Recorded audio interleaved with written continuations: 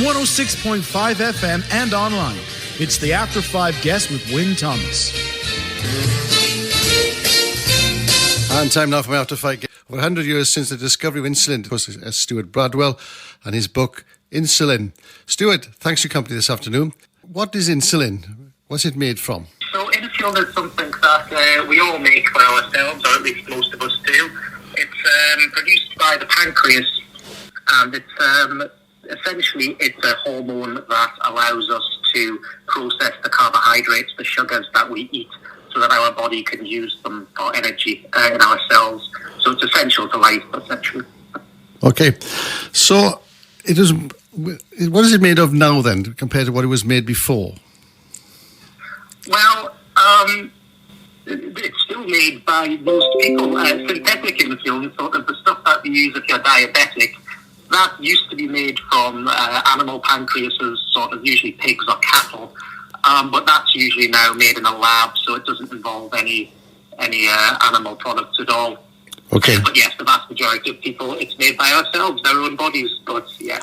So it's made by our own bodies, but some people don't make enough. Is that what you're saying? That's why you've got to have... Exactly, yeah. So in some people, the pancreas, an autoimmune condition, can cause us to stop making that hormone, and that, in those cases, that's when you would need to have injections, as in the case of type 1 diabetes. And that essentially replaces what the body would have previously made, so that you can continue living. The death sentence before that was created in the early 20th century. So Frederick Bunting... Sorry to interrupt you. Frederick Bunting did the early research back in the 1920s. Was he alone in doing that work, or was there somebody else with him, or was there other people doing the same sort of work? No, Bunting was by no means alone. Bunting had come up with the original idea to extract insulin by tying closed the pancreatic ducts of animals and allowing the organ to generate, then harvesting it from what was left. He came up with that idea. He wasn't the first to do it, but that's a different story. But he then went to the University of Toronto, where he was assisted by Charles Best, who was a medical student at the time, and James Collop, who was a biochemist, and they worked together under John McLeod, who was actually a quite well-renowned scientist originally from Aberdeen in Scotland. But there was no kind of personal reason for it, was it just research, was there? You know, I actually don't think there was any specific personal reasons. I've not been able to find any. I mean, I'm sure he knew people who were affected by diabetes, but I think initially he struggled to find work after coming home from fighting in the First World War. And he was in private practice. He wasn't making a lot of money. He was sort of working as a teaching assistant at the University of Western Ontario in Canada. And I think at that point he just came across this idea. He was delivering a lecture on carbohydrate metabolism, and he essentially came up with this idea in one night based on an article that he read. I think he just thought that it might be a ticket to professional success, really, because he was kind of in a bit of a rut at that time in his life. So, was that early research of his then recognised, or was it ignored? Because I've read somewhere in the book, I'm sure that some people weren't actually in favour of what he was doing. Is that right? I wouldn't say it was ignored as such. I think there was certainly some opposition initially from anti-vivisectionists. So they were quite early 20th century animal rights people who took issue with the way he used dogs and the way it was a lot of animal research involved, and the ethics of that are a completely different discussion to have. But in terms of the actual power of the thing itself, I don't think anybody could really dispute that at the time. You look at the photographs even now, and you've got before and after photographs of a lot of them children going from being, on death's door to being kind of chubby and happy within the space of a few weeks and months. There were certainly some people who took issue with him having precedence, because there were definitely people before Banting who had come up with similar ideas and who had, for various reasons, not been able to take them through to the stage that he was. But in terms of the actual pharmaceutical product itself, I think, yes, there was some initial skepticism, but it was very difficult to ignore. Again, in the book, insulin in the 40s. Was it a kind of monotonous existence, including home testing? Is that right? Am I right in saying that?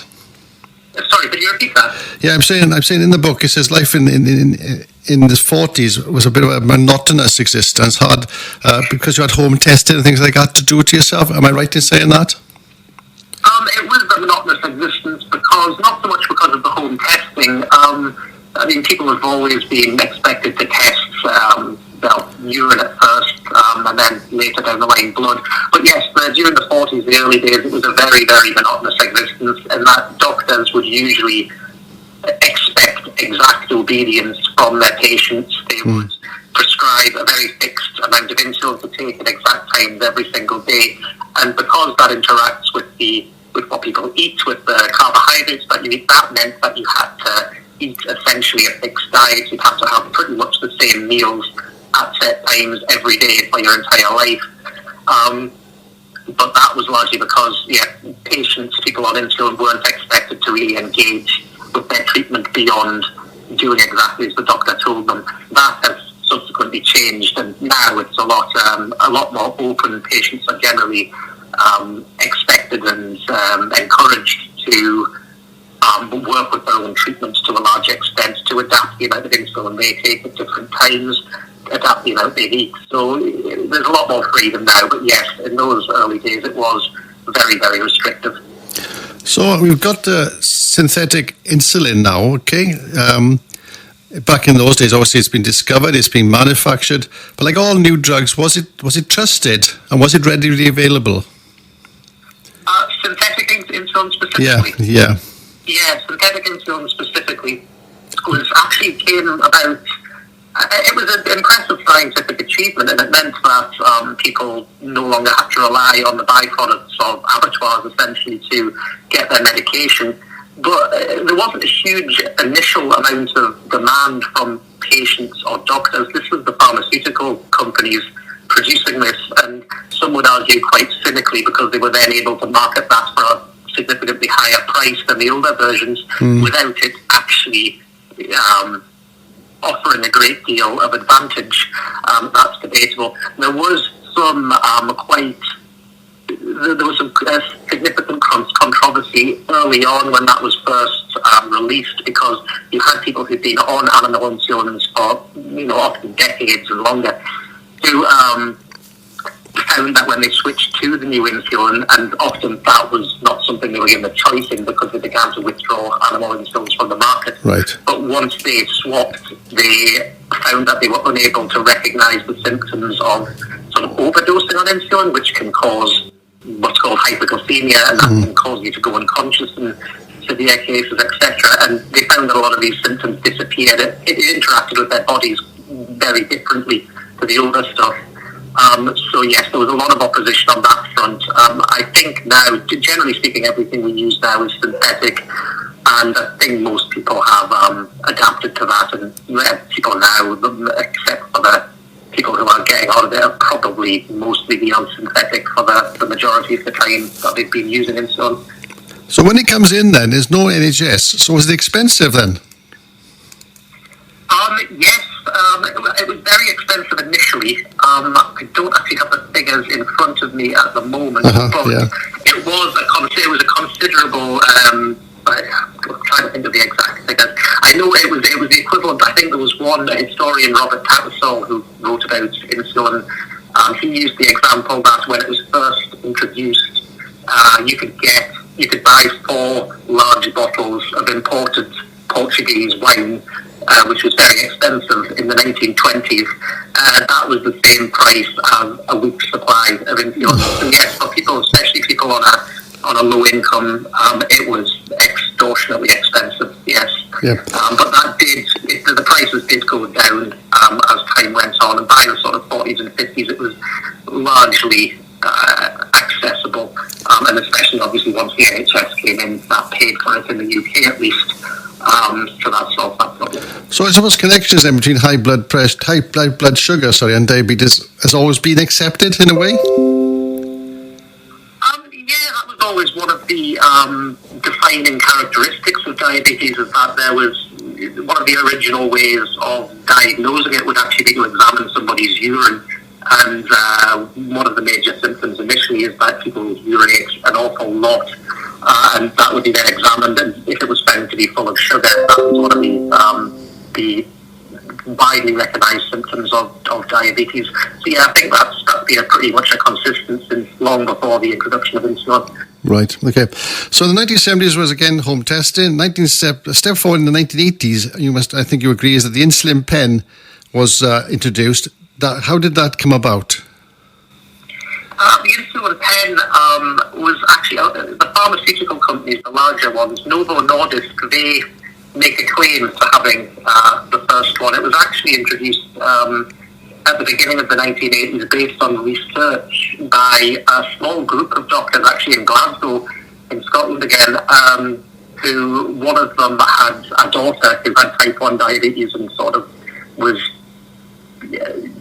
looking at the way she was having to treat a condition with the very old-fashioned sort of glass and steel syringes, and was sort of thinking, there must be a more efficient, less intrusive way of doing this.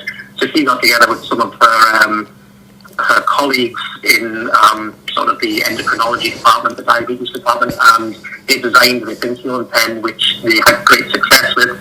The pharmaceutical companies obviously then jumped on board and could produce these things for considerably cheaper and at larger scale, and they've taken that from there. And yeah, I think it's probably quite rare now that anybody would use a traditional glass and steel syringe. Yeah, I was just going to ask you that. Yeah, so most people are using, if they need to use insulin and stage as type 1 diabetes, they're using the pen then, is that right? You'd say so? You've also got people using pumps now, but they can be quite expensive and difficult to get. Insulin pumps have been a thing for quite a long time too, but they've only been accessible for the last 10, 15 years, and even then they can be quite costly. They're not always covered by the NHS. They are sometimes, but it's not a given. But insulin pens, yes, everybody who doesn't have a pump now, I would say, would be using an insulin pen. So just briefly, what does a pump, how does it differ from a pen?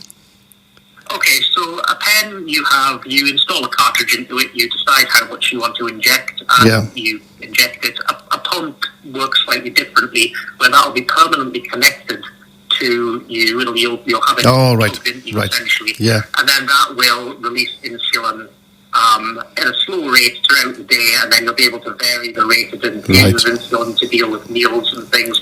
So, yeah, and you can now get quite complex pumps with algorithms on board and things, which can actually automate quite a lot of the business and make things a lot easier, yeah. Are they the ones that are linked to mobile phones and things like that, so you can see what's your blood sugar, things like that is? Yeah? Yeah, absolutely. You can get some of them linked to mobile phones. You can also get continuous glucose monitors. They'll link to phones. That might be what you're thinking of, which will also measure the blood glucose without having to do a specific blood test. Well, Stuart, thanks so much for spending the time today again. Glad you have the company a second time, and thanks so much for that. Your book is Insulin. It's published by Politsit, and absolutely brilliant. Thanks for talking to me. It's been a brilliant conversation. Thanks so much indeed. Not a problem. Thank you for having me. Thank you.